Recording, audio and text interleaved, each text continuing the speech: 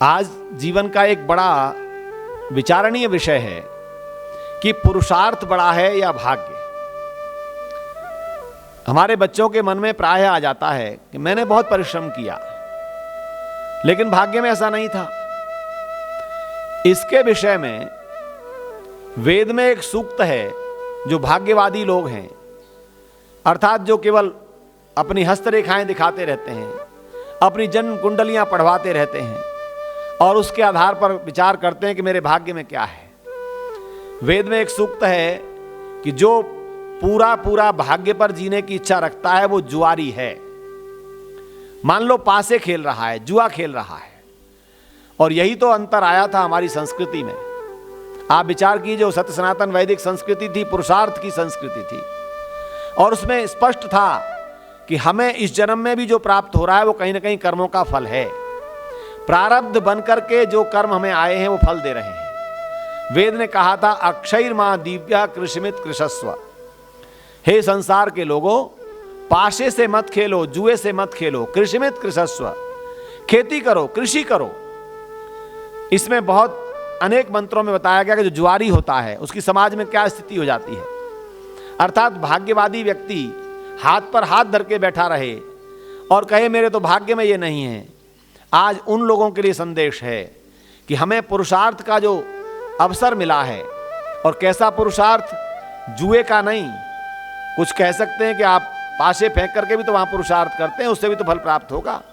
उस बुराई का बचने का अभिप्राय यहां पर बहुत स्पष्ट है।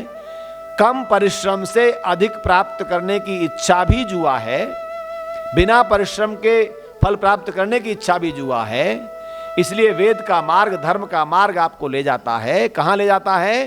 पुरुषार्थ के मार्ग पर। और इतना सुंदर उदाहरण वेद ने दिया, कृषिमित कृषस्व।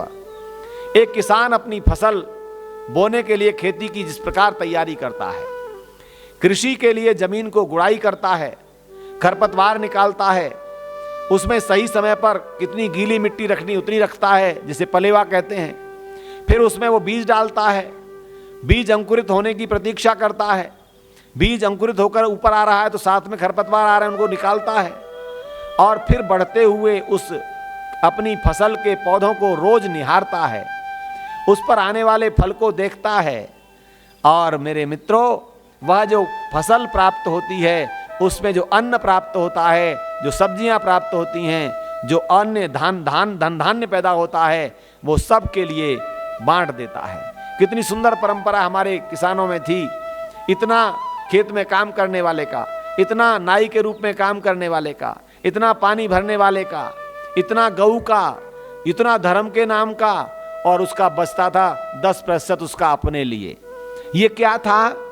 हमारे किए गए पुरुषार्थ से जो धन संपदा हमको प्राप्त हो रही है, उसमें से व्यक्तिगत सुविधा के लिए प्रयोग कितना करना है, ये वेद कहता है। पुरुषार्थ हमने किया, परिश्रम किया, पर हमने किसान वाली भावना जीवन में नहीं आने दी। हो सकता है कि आज आप इसकी दूसरी दृष्टि भी देख रहे हो। बहुत से कृषक भाई हमारी सब्जियां और अन्न पैदा करने के लिए अधिक मिल जाए इसलिए पेस्टिसाइड प्रयोग करते हैं, बहुत सारे कीटाणुनाशक प्रयोग करते हैं जिनसे हमारे जीवन जा रहे हैं। लेकिन ऐसा नहीं, उनके लिए मैं कुछ नहीं कह रहा हूं। मैं कह रहा हूं वेद ने जो उपमा दी, जो उदाहरण दिया कि जीवन में पुरुषार्थ का इससे बढ़िया उत्तम उदाहरण नहीं हो सकता कि हम खेती करें, उनमें से प्राप्त होने वाले अन्न से जीवन को धारण करें।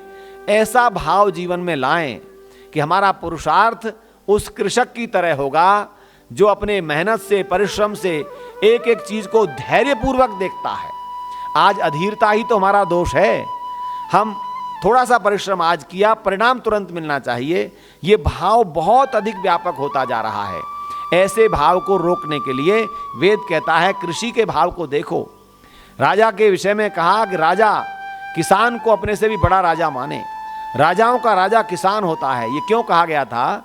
क्योंकि हम जिस कर्म का जैसा फल होना चाहिए उसका उदाहरण यदि कहीं से लेना हो तो किसान की फसल के अलावा और कोई उदाहरण नहीं ले सकते। क्योंकि वहां जितना बोया गया, जैसा बोया गया, उसी प्रकार का फल वहां प्राप्त हो रहा है।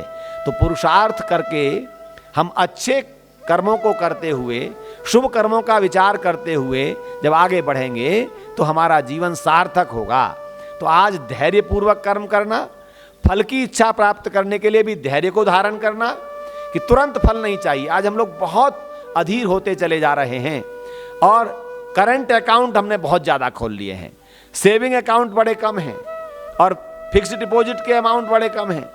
ये जीवन की बात कर रहा हूँ, जीवन के अकाउंट बनाइए जिसमें कितने कर्म होंगे जिनके फल आपको बिल्कुल दिखाई नहीं देंगे, आज मिल रहे हैं, लेकिन उन शुभ कर्मों का, सेवा का, परोपकार का, शिक्षा का, संस्कारों का, किसी दूसरे को शिक्षित करने का, किसी रोगी को निरोगी बनाने का, किसी भूखे को भोजन कराने का, ऐसे जो कार्य हैं इनके फल संचित के अकाउंट में चले जाते हैं। इसलिए वेद कहता है अक्षयर्मा दिव्य कृषिमित कृषस्व, पुरुषार्थ को आगे रखो और अच्छे फल की निश्चित रूप से तुम्हारी कामना पूरी होगी।